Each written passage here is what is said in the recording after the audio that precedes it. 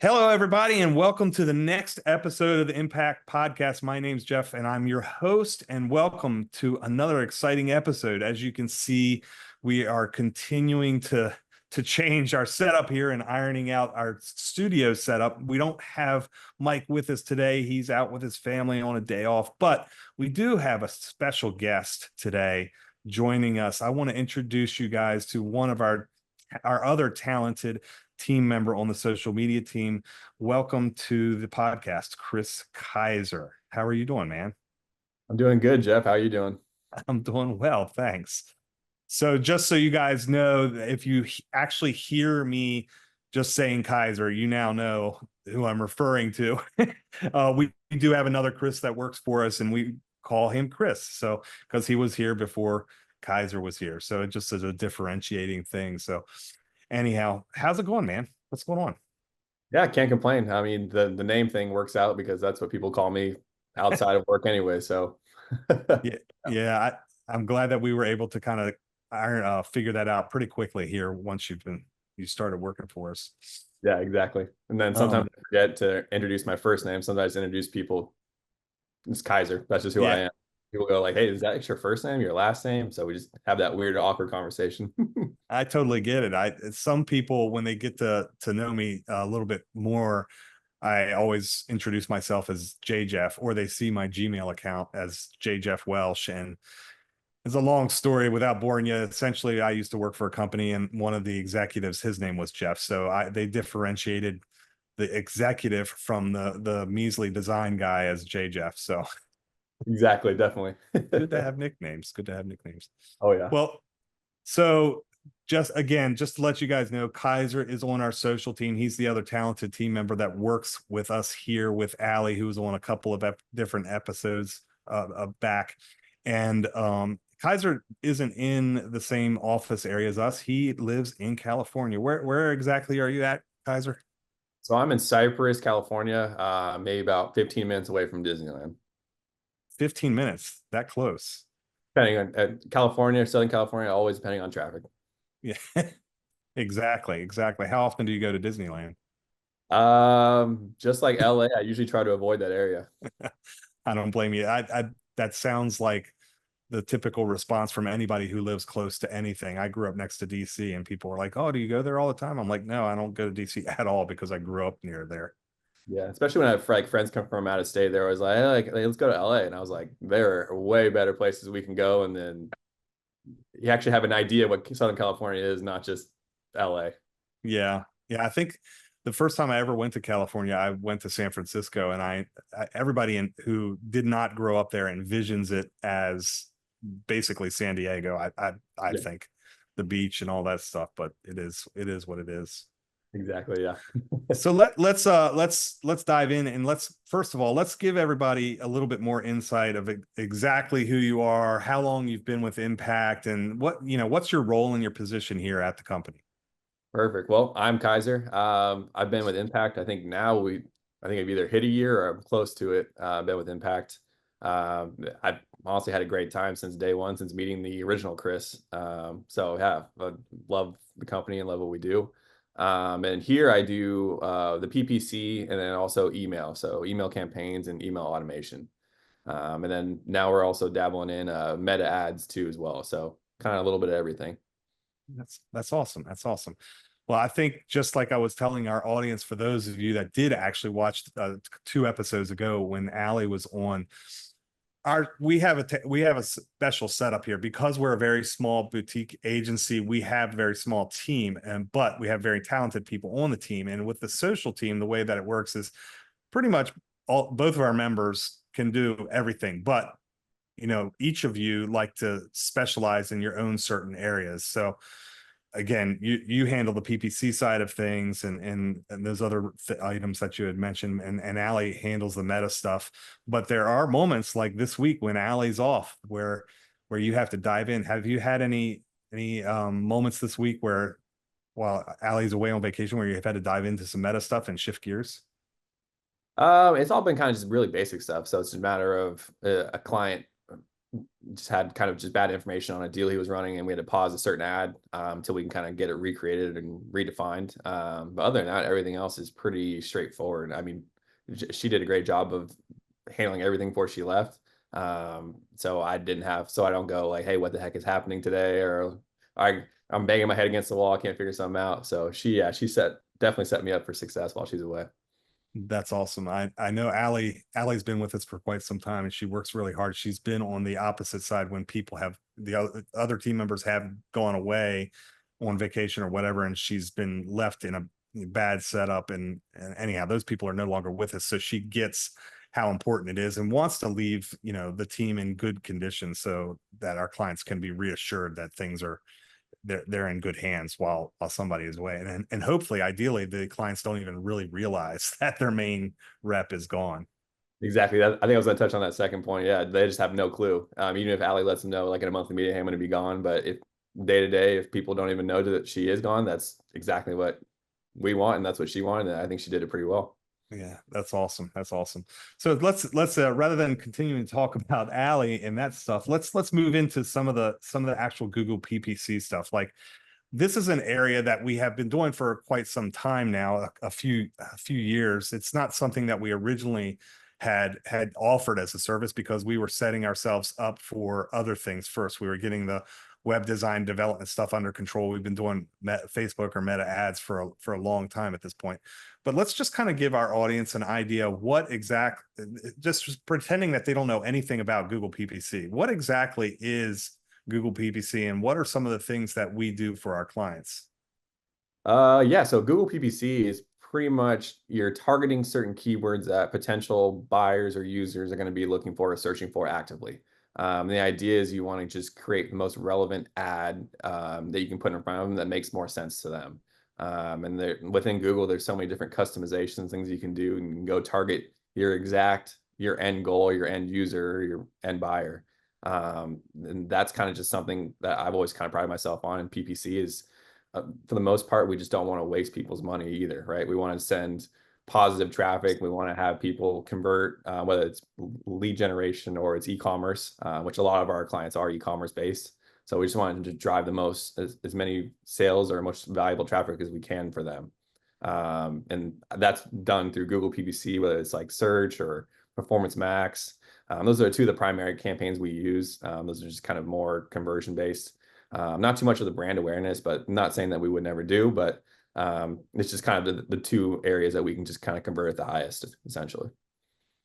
Exactly. And I think there's so many different things that we could do, right? But like, we focus on areas where we're going to be able to get the quickest results possible for our clients the fastest, because the reality of it is that because we didn't do Google PPC as an initial service offering for our clients, and we focus so hard on the the CRO stuff, optimization of website and driving traffic through Facebook or social ads, this is kind of like an add-on. It's like another level, another service that we can offer to our clients in the same package to increase traffic in another area. Exactly. Yes. And then I think what some people kind of forget sometimes in digital marketing is that all of these different platforms, they all work together. So it's not just like you rely heavily on PPC and it's the only thing you do. Like, as a well-rounded company, you should try to put your name anywhere and everywhere you can, right? Depending on what your budget is, right? We're not asking someone to hand us a blank check and go, hey, like we're just going to go for it, right? You just kind of stay within the parameters of what they have. But yeah, the idea is like from PPC to social ads to SEO or CRO, like all this stuff works all hand in hand. Yeah, I think that's an important thing for people to understand, is that just obviously we want to focus on some level of, like, I like the term omnipresence, and just being, present everywhere that your ideal audience is located.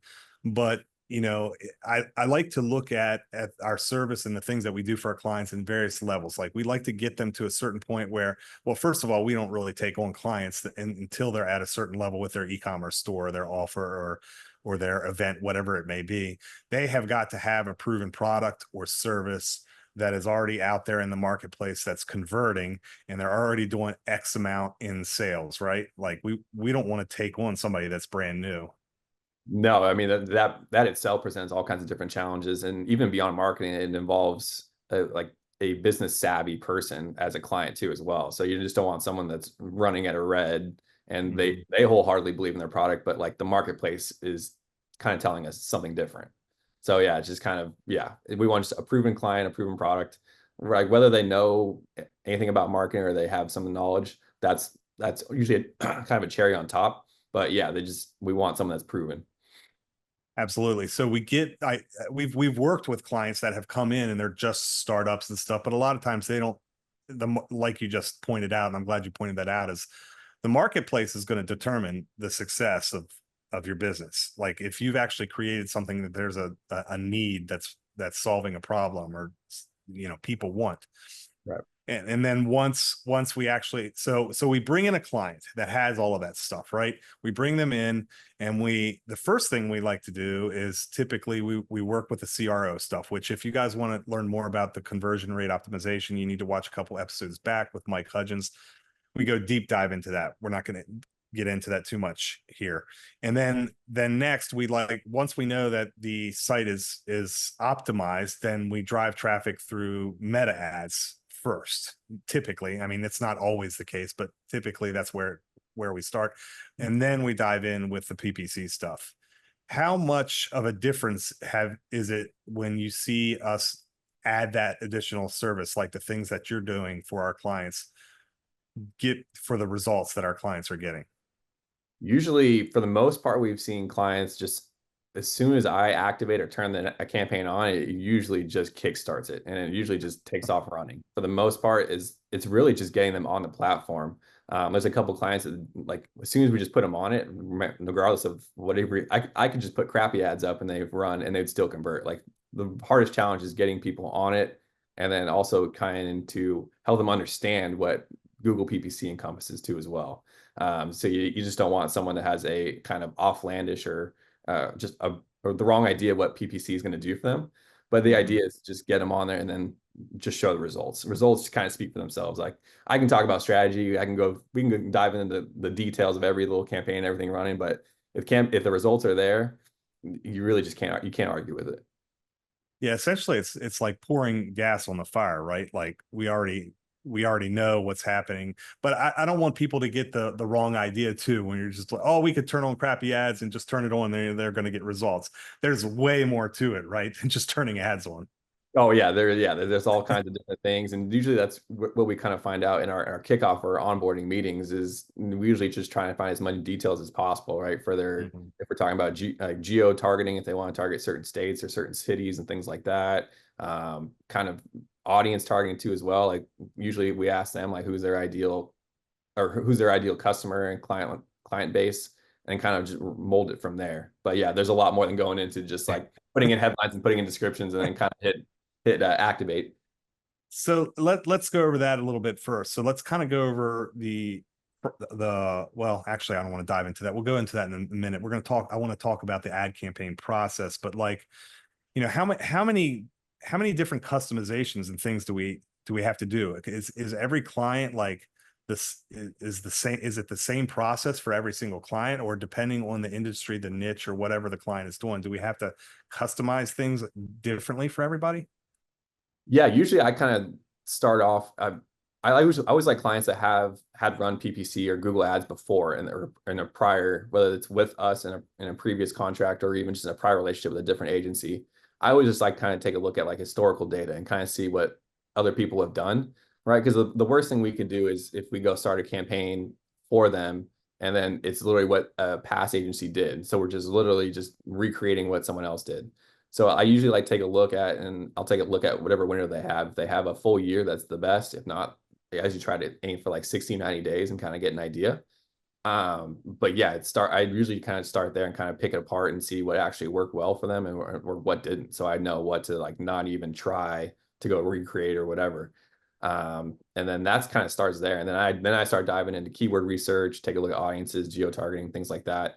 I really just utilize a lot of it is when we initially started is like the keyword planner, that it's actually within Google Ad Platform. So I can kind of start with someone's website and then Google will kind of suggest keywords kind of based on their search volume, or kind of the cost per click there. Those are kind of the two things I look at. One, just quantity of searches.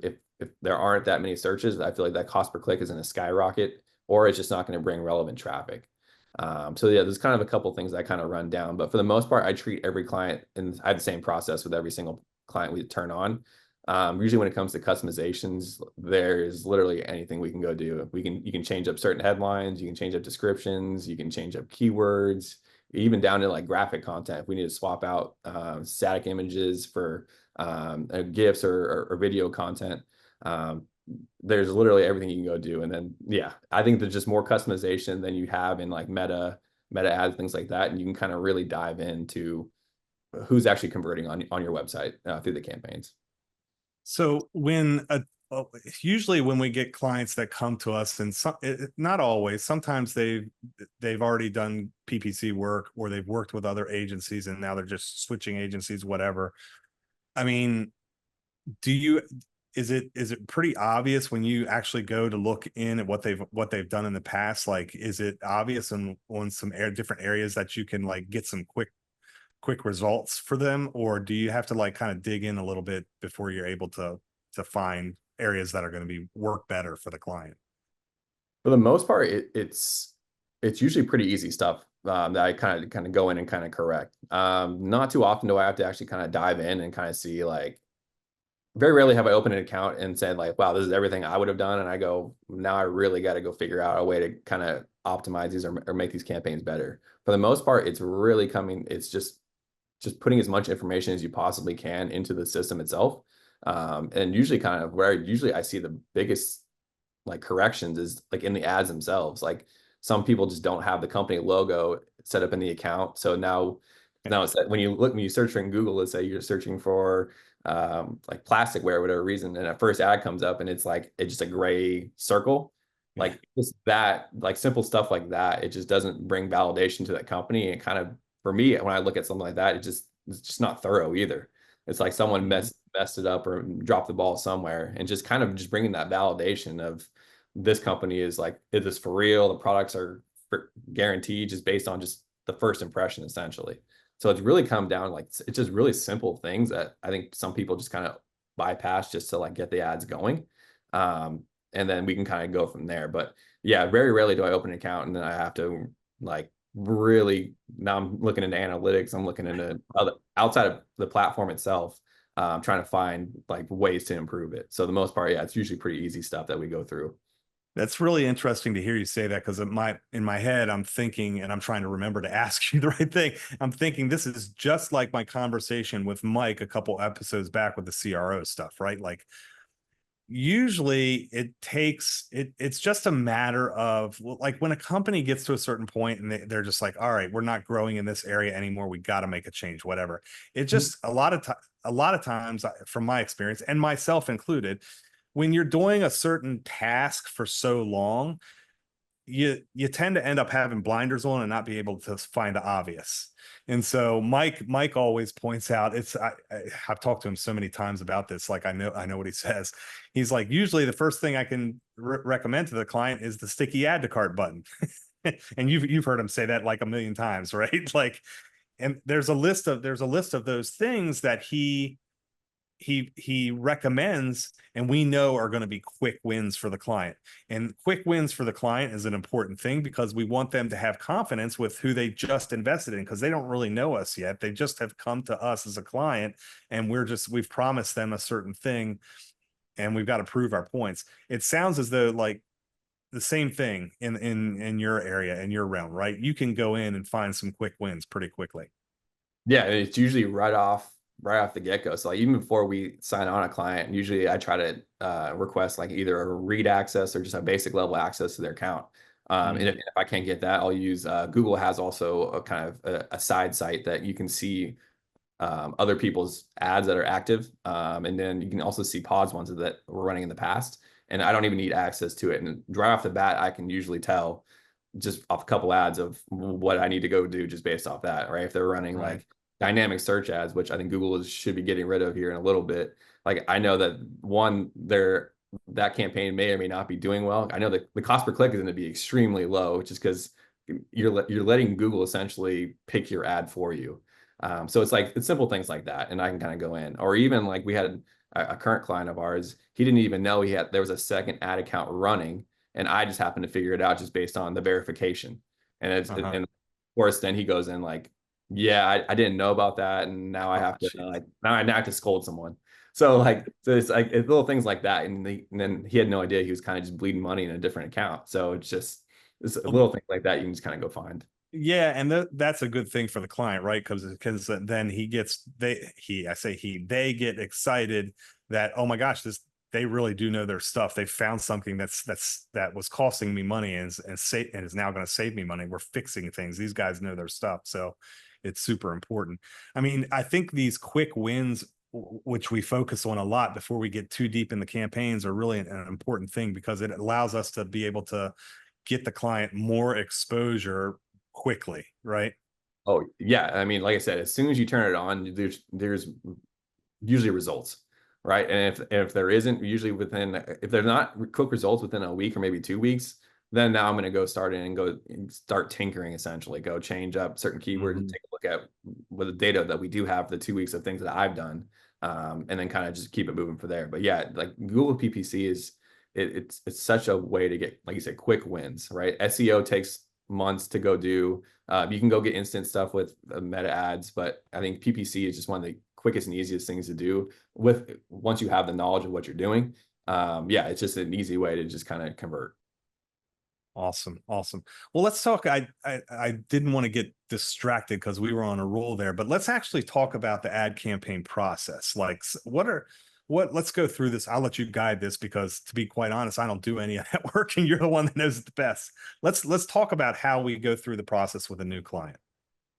Yeah, so it starts out pretty much I lay out everything for the client. So usually I'll kind of put put everything in a Google sheet. So headlines, descriptions, I'll throw in keywords in there. I'll throw in the graphics and video content we're going to use if Josh or any of our other designers made it. Just lay out everything for them. And it's not like this is this is what could be. Like these are the exact things that will be going live. So even if a client want to go search themselves, they'll find all these different variations of ads and they can kind of pick through and comb through. So usually I just kind of lay it out, just kind of bring full transparency. And then, like I said, for certain clients, there might be certain terminology we need to use that makes us sound like experts or makes that company come off as experts. And that's kind of thing it's a plus with the Google Sheet is that they can go in and kind of fine tune just certain words or certain terms that they need to go do. Because right, for the most part, we're in the moto space, but if someone's in HVAC or construction or things like that, we just don't have the knowledge. That's why we kind of rely on our client to kind of convey that to us and make sure that we're presenting them in a professional manner too as well.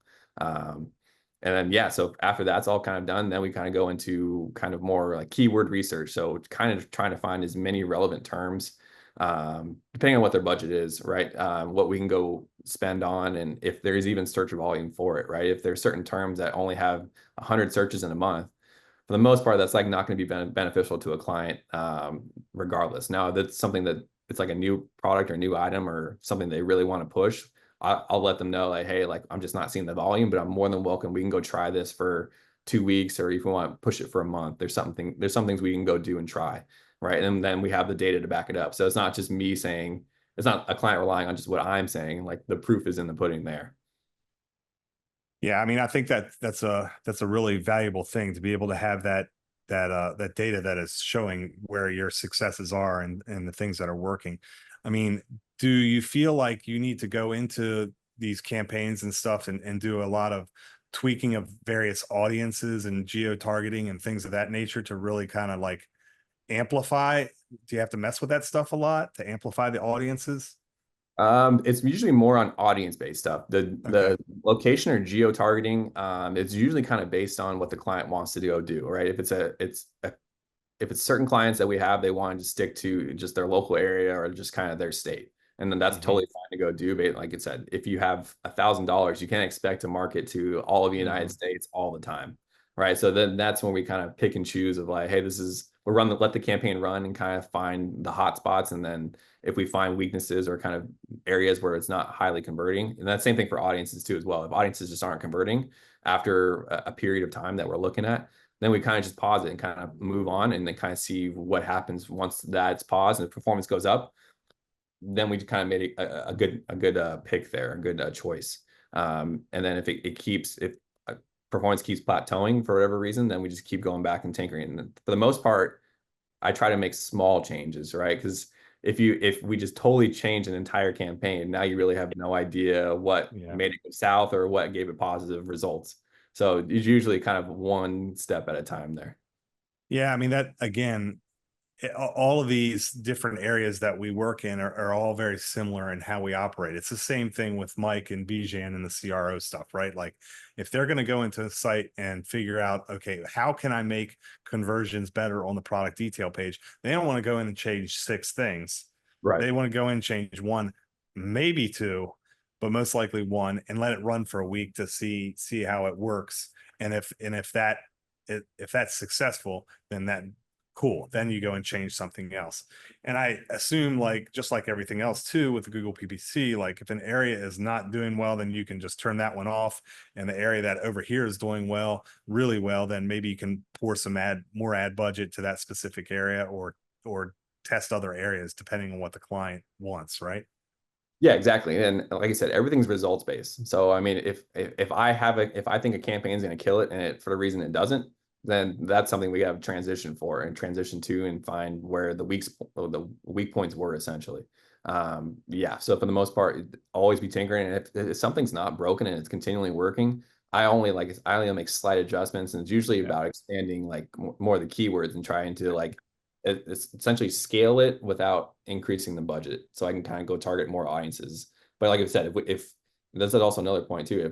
If a campaign is killing it, it's bringing in way north of 3 times the ROAS, then let's just keep gradually increasing that budget and see where we can go. That's So a good point. You talked about ROAS, and we can get into results here in a bit, but like, what generally speaking is a good like return on ad spend, ROAS, for a brand new client that comes to us? Like we've onboarded a client, we started running some campaigns, and they've been running a week or two. What's a good number? I mean, for us, what I've seen, 3 is kind of the baseline that we use, and for the most part, all of our clients are north of that. Usually, and if they are, on a lower end, it's maybe like 3.5 or around maybe 4. But for Mm-hmm. the most part, like no client is ever going to walk away from that, right? If you spend $1 and you get 3 in return, right? Right. Even if you include other business costs, like if you break it down to like a simple level like that, like that doesn't really make sense, right? It's just making money for you. Right. Uh, so it's just one of those things, and then also conveying that to a client too as well. It was like, hey, like other people like aren't getting these results for that we're getting you, and I can, well, especially if they have historical data, I can literally see this time period that you had a different agency. This is where you were, and now this is where I've done for you, and what Impakt has done for you, and it's usually pretty crystal clear, and it's like wow, I'm investing my money well with you guys, essentially is what it comes down to most of the time. Yeah, we talk a lot about year over year growth and the results stuff that we do, and that is a good sign of success. And I mean, typically speaking, we generally have a pretty good gut instinct of where we're at before we actually ever run those reports and show those measurements and stuff. But yeah, I mean, it's pretty obvious. Like if you had an agency that was doing a 2 ROAS, and now all of a sudden we're doing a 7, I mean, they should not be complaining. Yeah, and it's and like I said, and we've never had a client either come to us or inquire to us about like ROAS, or they come with us with an outrageous goal of like, hey, like I want every dollar I spent, I want to make 25 on it. For the most part, everyone's kind of come in reasonable. Yeah. I know, and previous lives I've had dealt with clients like that, and it's just like where did you pull that number from? And it's just especially if I can see data, like let's say this person wants 25. I was like, you haven't even cracked half of that before. So it's like, yeah, it's really kind of just trying to just figure out where they got the number from and if it's outrageous. But like I said, for the most part, all the clients that I handle, they're pretty reasonable That's of the good. rollout. So even 3, which I kind of keep as like a baseline, Yeah. they're even stoked with that. And it's like, if we're at 3, like why not push it to 4 or 5? Let's see how high we can go take this. Yeah, I think that, I can certainly relate. Luke and I have had Impact for 11 years now, and we've been through lots of crazy times, especially with COVID, but like usually when somebody comes and they're like, I want to spend $1 and get 25. I mean, yeah, I'd love to be billing $1 million a month. Yeah. But we're just not there yet, right? Like we just haven't, Exactly. like you said, we just haven't cracked the code. And what I think a lot of people need to understand, business owners need to understand, that it's a build process over time. And I know for a fact, because we've had clients and we've done videos on clients that, like, okay, you started at a 3 ROAS in this year with us, and then the next year you were at 7, and then this year you were at 16, or whatever the numbers are. I mean, I'm thinking of one specifically that we just recently did a video on, and that's the case. You can't go from, like, you know, making 100 grand a month to 1 million grand in a month, within a 2 month period of time. It's something that you've got to build over time. Do you ever run into situations with clients where they're just like, hey, I think we should be doing this. I don't like the way that you're doing it. I think we should be doing this. And that's the way that I want to go to get the results that I want. Do you ever have any situations like that, or have you with us in the past year? Yeah. One client in particular is he really kind of wanted to dive into like Google Ads. So and during our monthly meetings, he's also trying to learn himself. So I think the problem is when a client has kind of a basic knowledge of Google or Google Ads or how PPC works. That's where we kind of will sometimes butt heads on kind of campaign style or objectives or just kind of strategy as a whole. But yeah, so yeah, one client in particular, he was looking to kind of keep his cost per conversion at around a certain level, right? He goes like, if the campaign's running, it's $100 cost per conversion, and now I'm out $20 like on that particular sale.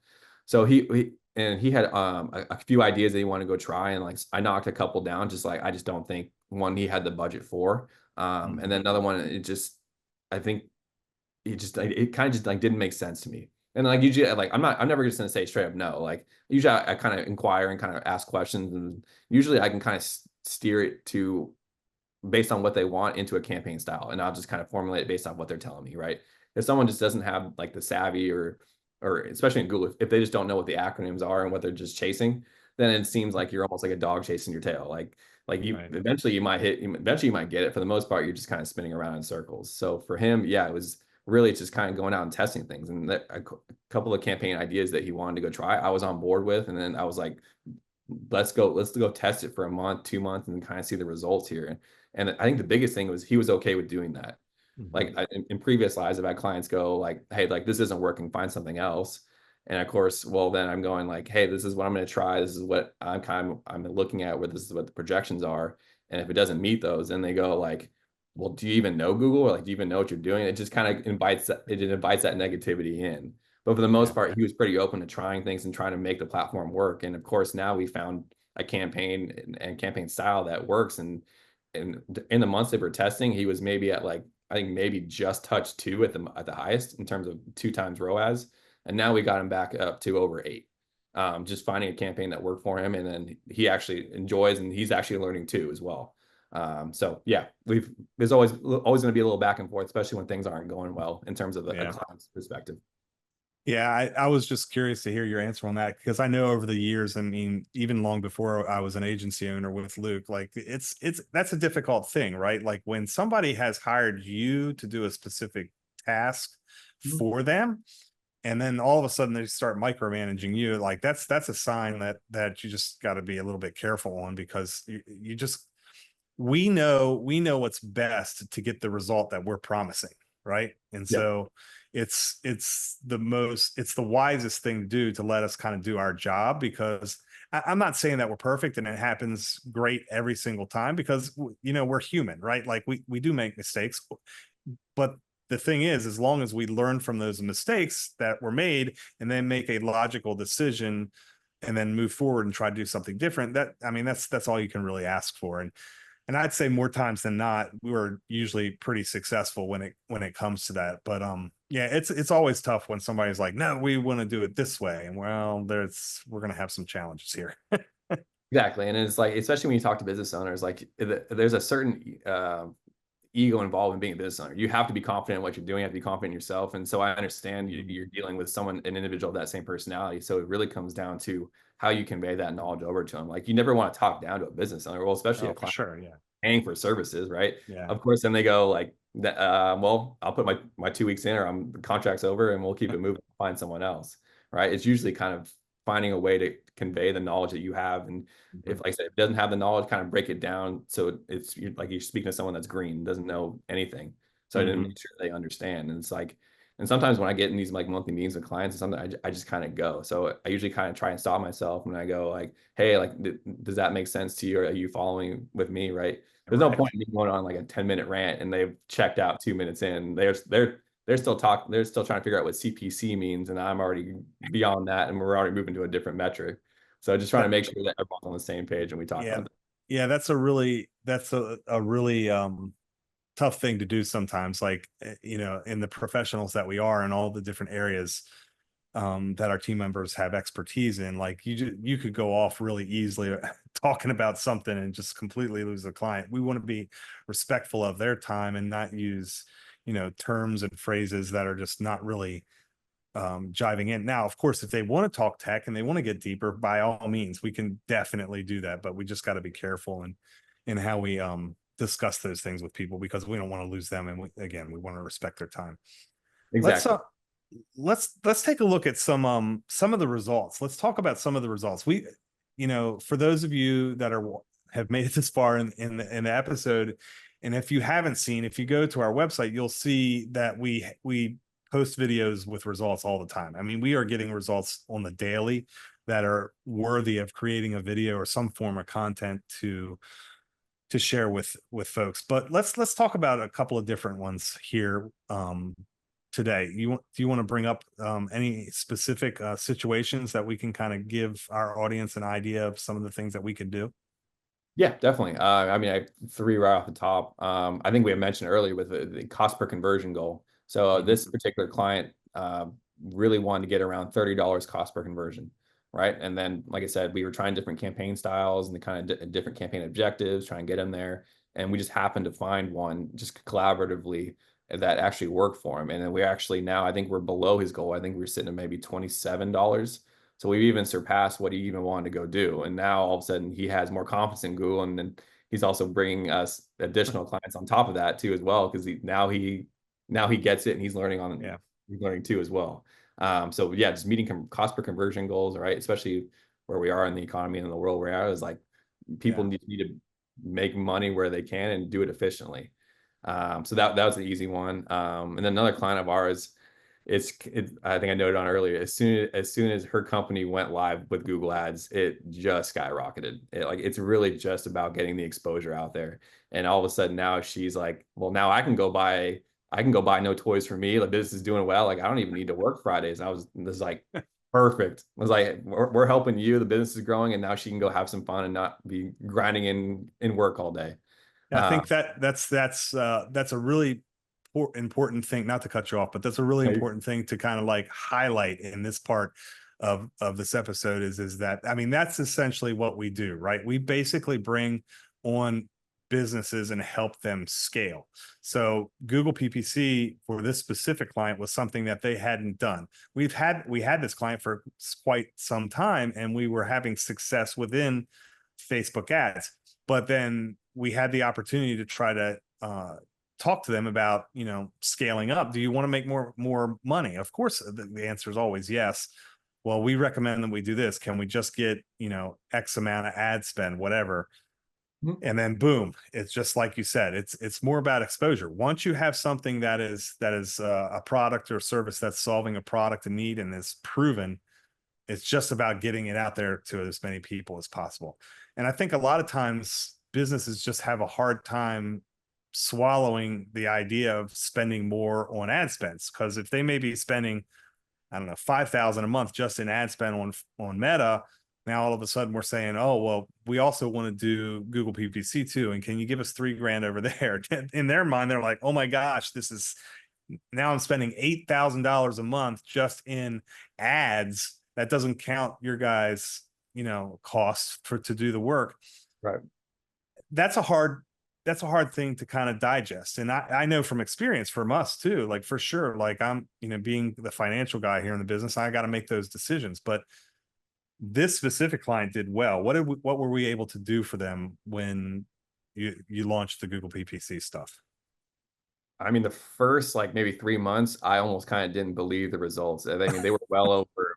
When you talk about a client that comes in and they want $25 on return, like this was a client that I would never, well, one, I'm never going to promise that to anyone. But after 3 months, I go, like, we just, everything, there's no way that she could have ever imagined this. I don't think. Because like she had data from previous years, and I'm kind of looking at the numbers and I go, I mean, the whole month of, let's say 2022 that we were looking at, I doubled whatever she was doing in like maybe a week, when I was running the campaign. And it's just, and for her, especially when we come back and have these monthly meetings, things like that, and she's on vacation, she's like, yeah, I don't need to work, like we're good, like everything's handled.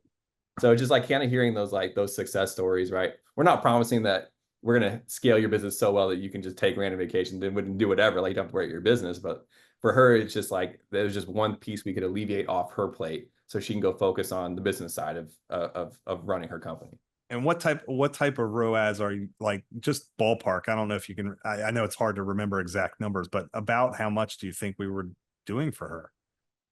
I think the highest I saw, I think, was about, for every dollar she was spending, we were bringing in $48. So the ROAS was 48 times, I think, was Wait, the highest I saw. hold And on. Did you say 48? 48, yeah. It was like 48.6 or something like that. And like I You know, said, it's numbers that I just had to double check and like make sure, like I was with Mike, just making sure we're analytics are good, everything's tracking, we're not double counting. And he comes back to me, is like, yeah, everything's checked out. These are actual her sales, and this is what she's doing. so for every dollar she spent, we brought back $48. So if she spent $1,000 in ad spend, we brought back $48,000. Yeah, 48,000. Yeah. That's that's an insane number. Like I was expecting you to say somewhere between 20 and 30. I didn't remember. I don't recall that number, but I believe you. But we have seen stuff like that, but doesn't happen every single time, and we can't promise people that, right? Like It's not the norm. It's not the norm, right? But for her, it was just, it's almost got to the point where like you think you're making a mistake because like the numbers are just too good.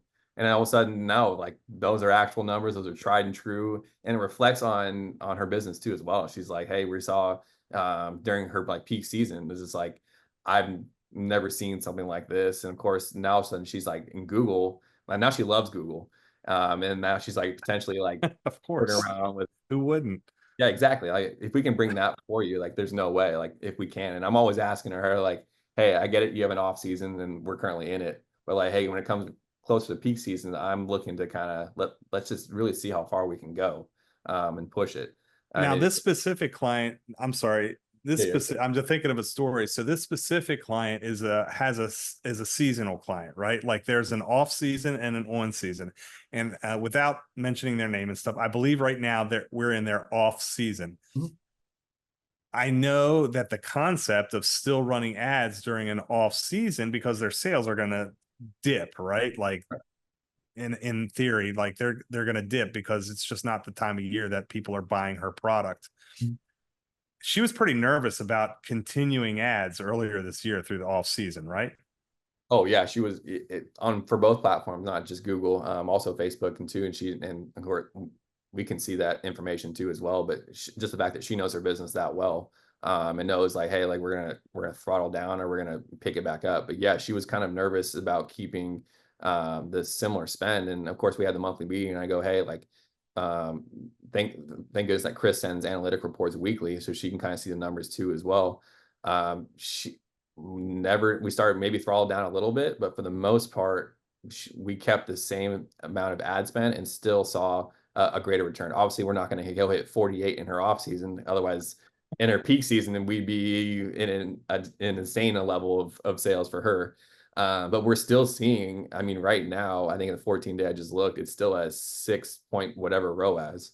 And that's Well, I an, mean, that's still good. I think that's a good thing to point out is that, as a business owner too, like if I'm starting to make 48 ROAS like on an ad campaign. I want that to never stop. And of course you want it to grow, which is tough at that point. But like, you know, realistically, if it dips down to a 6, like, you know, people sometimes could be in a little bit of a panic mode.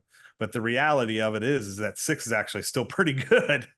And Oh, so, yeah, especially for her and her particular business is like if she can make money more, I would say more if it's more definitely more than 1 to 1 or even 2 to 1, if we can keep it at 6 to 1 in terms of cost per sale bringing in or sales, right. I mean, there's really no way you get scared of that. And I know that she was really considering just stopping altogether, but and I think we had to have some meetings with this specific client. Say, hey, look, I know that like you're a little bit nervous here, but this is what we've done for years on Meta, and now we started Google PPC, and it's exploded. Let's just, you know, the way this stuff works, sometimes it's an education for the client, right? Like the client doesn't really understand because this is not their expertise. You don't want to stop ads altogether.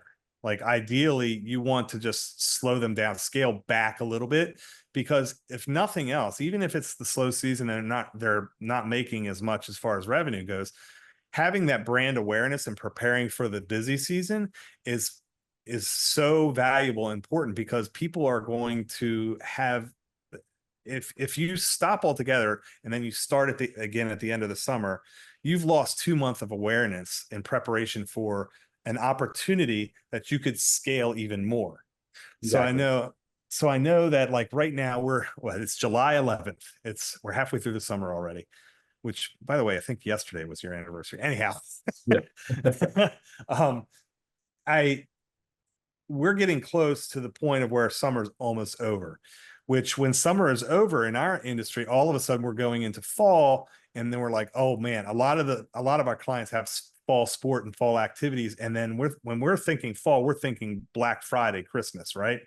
So if you want to continue to go on the scaling trajectory there for your business, you need to just like slow it down and just keep it brand awareness, so that we have the slowest the minimal amount that you're comfortable with, but still consistent, so that when we're close to the busy season again, we can start not from the ground, but at least this level, right? Yeah, because like especially with Google, once you turn things off and then you restart them, Google has to go learn itself. Like it has to go relearn what it Mhm. was trying to go do, right? Mm. Based on the parameters that you set up for it, right? And usually Google is usually not that long, right? Things come out of learning maybe 3 to 5 days, but even then, even after that learning window, the it's going to gradually build itself. As opposed to if we Mhm. just scale down, we don't lose any of that data. You don't lose the brand awareness. And especially in the world we live in, everything's so quick, fast paced, and the short attention span that some people just do Mhm. have, just the way the world is. You just want to always be top of mind whenever you can, right? Like I said, if it's in the off season, you're not always going to be very top listing, but if you're still in the mix in the top 2 ads, or you're still showing your shopping ads, your shopping feeds, like it's still there. And then if people are holding off, right, because it's off season, whatever, they aren't doing what they're doing with their products, they still they're aware. So when it comes down time to fall, or maybe near the end of summer, they're looking to go purchase a product of hers to go use in the fall. So really, it's just trying to stay top of mind as long as you possibly can. Yeah, I think that that's a super important thing to make sure that people understand. But for the most part, we don't really have very many instances where we've got to explain that to people. But I mean, yeah, for us as an agency, our clients, our client success is our success, right? Like we're able to make money when we're able to make you a lot of money. So, you know, it's really in the best interest of everybody to be able to guide them in the right direction to do that. We're not just here to spend your money to spend your money. We're spending money to continue to do that growth. Yeah, we're spending your budget effectively. Yeah, Yeah. It's like the stock market, right? I would say Google PPC is a little easier to read than the stock market, but For sure. Well, but we're spending somebody else's money. exactly. Um, so I think you got another result example here. So we've talked about, you know, like conversions goals, and we've talked about, you know, crazy insane ROAS results, which I wasn't expecting that number, but that's an awesome one. Let's talk about like new client success. Do you have any like case studies or examples that you can talk about for some clients that we've recently onboarded? Yeah, I mean, they've been live for maybe about, I think it's just 2 weeks now. Um, and the client has already seen a return of 13.5 ROAS. The client was already had a pretty well built kind of Google Ads campaign. So I kind of went in there and kind of just made some tweaks. And then, like I said, in 2 weeks, we're already at 13 times. So for every dollar you spend, they're making 13 on it. And now now we're going to go into our first monthly meeting and go, hey, right now we're projected to beat the sales of the previous agency that they were using last month. So now we're going to go, hey, we've already seen improvement. I've used the same budget. I'm not doing anything. It's not like I've asked you to spend more money and get more results. I'm just using the same exact budget you had previous. And now we've actually surpassed it. So now we're going to talk about scaling. But it's really just, like you said, certain clients like just hit the ground running with Google. And like I said, it all comes back to having a proven product and a proven business as well. Mm-hmm. We just can't Sure. ignore those facts even before we jump in. But having just those two basic steps done and kind of proven in the market, just having Google Ads and kind of directing traffic there, it just seen just kind of its immediate results. So yeah, 2 weeks in, they were already at 13 in ROAS. So they came on board at the end of June. We're July 11th. They're at 13x. So how much have we grown? I mean, that's at 13x ROAS. Has it grown a certain amount from the previous client? Like, do you roughly know about how much we've been able to grow in 2 weeks, or is it I don't have that. I usually kind of base it on a full month window. Just the okay? fact that it's just you have just a larger set of data, right? If you take Okay. something down to like a 7 day versus 7 day, like the results may vary there, 14 day, but usually I kind of take a look at the month to month. And then I think they have enough data that we can go year to year and kind of see where we land. But as of right now, we're projected to increase their sales more than the previous month of a previous agency. That's awesome. So, and that's just on Google too, right? Like, so, ideally we'll get to a point where we're running meta stuff for them too. But I think it's so important to have, again, we talked about quick wins, Yeah. no matter what it is we're doing, whether it's CRO or um, Google or Meta, whatever, and email, whatever the service is that we're providing to these clients. So those are some pretty good results, man. I mean, I know we've got stuff like that happening all the time for all sorts of clients. I mean, in your specific realm of things, about how many different campaigns are you are you running at any given time? Just a ballpark. It's usually anywhere from like 2 to 4, kind of just based on budget. Like, so the four Okay. campaign is it's going to be for a client that's a well-known client. Mm-hmm. And we have more variety. They also have a more variety of products, so we just need to have just a dedicated campaign to certain services or certain products that they have. But for the most part, I try to keep it pretty much as simple as possible, so you're not having one campaign cannibalize another one. So now you're double bidding on things that you're just kind of essentially you're just driving the bid up and you're just kind of wasting money. So So usually that's 2 to 4 for a specific client, is I guess what you're getting at, yes, yeah, right? yeah, Yeah, yeah, yeah, two yeah, to yeah. 2 to 4 Makes sense. for each client. Yeah. Yeah. If we only had 2 to 4 for all the clients we have, we'd probably be in trouble. Yeah, yeah. That's definitely not the case where we're at, because we wouldn't have I mean, we have a small team, but we wouldn't have the team that we have now. I think that's really interesting to look at too, like 2 to 4 per media platform. So Mhm. for Google PPC. So like, clearly if we're doing a 13x for this client, for a client in, running 2 to 4 campaigns, we can scale them even beyond that on different platforms as well. So I think by doing multiple things for a client, we can easily bring them up to a 30 plus X ROAS as all platforms combined. Yeah, and then as we see those returns kind of grow, it also kind of opens the door to kind of a different variety of campaign. What sometimes I run if they have the budget is like a competitor campaign. So now I'm targeting other competitors' keywords, their business name, right? Obviously, I try to kind of keep wary of that, right? Just cost, because for the most part, business, if you're searching for a certain business, just to say Nike, all of a sudden you Mhm. search Nike on Google and Adidas ads show up everywhere. Like that just doesn't look good. So Right.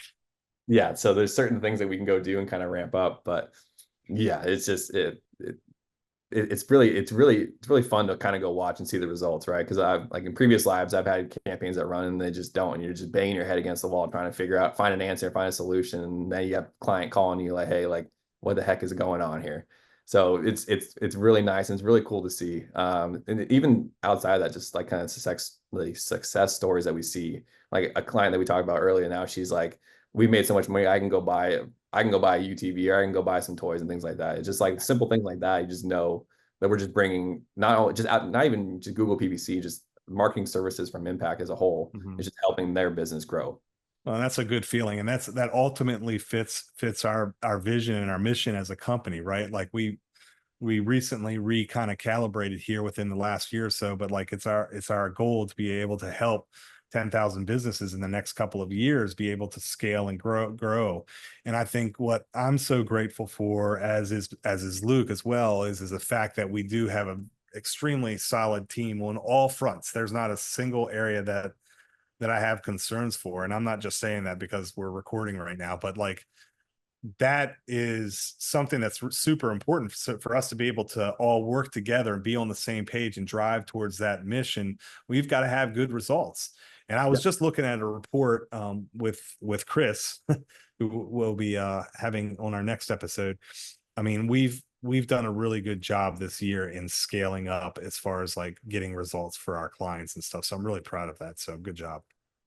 No, I appreciate it. But yeah, it goes like the whole team, or the whole Impakt team, we just kind of jive and we work well. And then if Mhm. usually if we do run into kind of some roadblocks, things like that, we always have a collaboration meeting, kind of throw some ideas around. And so we don't just come up empty-handed to a client too. Like, hey, there's 3, 4 ideas we're in the works of kind of creating for you. And this is where we're gonna go, right? The worst part is you can tell someone bad news or bad results and have no recourse for it. They just go, hey, like it just didn't work this month. And it's like, no, like Yeah. that doesn't really make sense to like any business owner or anyone, just whoever. But hey, like if something's not working right, like, hey, we're gonna give you some options, and this is how we're gonna achieve it, and these are kind of projections we're showing. So you never just want to leave someone just high and dry like that. For sure, for sure. Well, hey, look, we're running on about an hour's worth of time, and that's where I'd like to typically keep it for each episode. So before we call, I mean, I could talk to you about this stuff all day long, man, and it's great to be able to have some more FaceTime with you. But we can talk about some other things on another episode. I think we've done a really good job kind of outlining Google PPC and some of the things that we do for our people, what it is we do, how we do it, and the results that we get. What are some ways that we can that people that are out there watching this episode that people can find out some more information about some of the things that we do? If you're just kind of just looking to get into PPC, I think, well, for me, because I'm more of a visual learner, it's really the easiest thing is just kind of look at certain strategies on YouTube. Like literally just type in PPC strategies. You can kind of, or even if you want to start from the ground up, PPC basics, right? Because there are other platforms that offer a PPC role. So there's being out there and a couple other different platforms. But for the most part, you can really learn a lot, and it doesn't cost you anything but your time, right? It's not like you have to go pay for a course, right? There are options to go do that, but like for the most part, a lot of this knowledge is out there for people. So if you're just trying to look into getting the basics, literally just YouTube PPC basics, and there's all kind of different strategies and walkthrough. But there's also other websites and too, like newsletters and kind of forums. Like, so was it Search Engine Journal, something I use and kind of just read about, right? For the most part, Google will send you out a newsletter of these are the new features they're trying to release, but for the most part, that's pretty kind of just pretty bland. They just say, hey, this is what's coming out, and don't really know like why or how it's going to work. So you can kind of figure out, and people can analyze it, right? There's all kinds of different data and analytics they can go take a look at. But yeah, then the information is out there, and it's actually accessible too. So like I said, if you want to go pay for a course, you're more than welcome to. But all the information out there is there readily available for free that people can kind of go learn. Yeah, and I think it's good for people. Of course, we always want to bring on new business and have new clients and stuff, but I think it's really good for business owners that are looking for assistance, that may be interested in hiring an agency to help them scale, like things that we do for our customers, to get just a core foundation of the knowledge. Like, we're not saying, oh, you can go out there and do it all. I mean, it's an awful lot, to be honest with you. It's really an awful lot to be able to just master this one skill set. but to have just a general understanding as a business owner of what it is that Google PPC does for our clients, and just so that when you're talking with our team, like we can be kind of on the same level and just make sure that we set realistic goals and expectations to be able to achieve in steps every single month. So Yeah, definitely. Everyone, client and us, everyone should be on the same page. If not, we explain to them where they are and they understand it, right? It's the worst part for a client is to spend money and they really don't know what they're spending money on. yeah, for sure, for sure. And I would say another really good resource for people too, like if you really now once you kind of get out there and you have a general understanding of what we've been talking about here today, you can always go to our website. So it's right here on screen, thinkimpact.com. And if you go up to the blog there, you'll see in the top right in the header nav, you'll see that we publish a new article every single Friday. It's not anything it's always a super quick read, right? Like we try to keep it informational, helpful, but something that you can read in about 2 to 5 minutes at the most. You can always go there to find out some solid information. You can always go to our video blog, our vlog there as well to find out good examples and see some of the work that we've done for other clients. And throughout the whole Impakt site, which we worked on redesigning last year, there's a bunch of good solid information just so you can kind of get some basics and understanding. And if it's something that you're interested in, of course we're happy to discuss how we could possibly help you out and help you scale your business too. So of course there's the up in the header, there's the let's talk button. You can click on that and set up a time to just chat, have a conversation. We're not a pushy agency by any means. We're ultimately here to be able to help everybody else and try to help you scale your business. So that's another good resource as well. Definitely. So hey, Kaiser, it was great chatting with you, man. Thank you so much for taking some time out of your busy day. I know it's only about 11 o'clock there, California time, so you still have some things to do, I'm sure, to get wrapped up for the week. But I appreciate you taking some time to meet me on the episode here today, and we'll have to do another one in a few weeks. I think we're cycling through, so you got about a month before I get back to you to record another one. But maybe we'll talk about email marketing in the next one. I think that's a good place to start.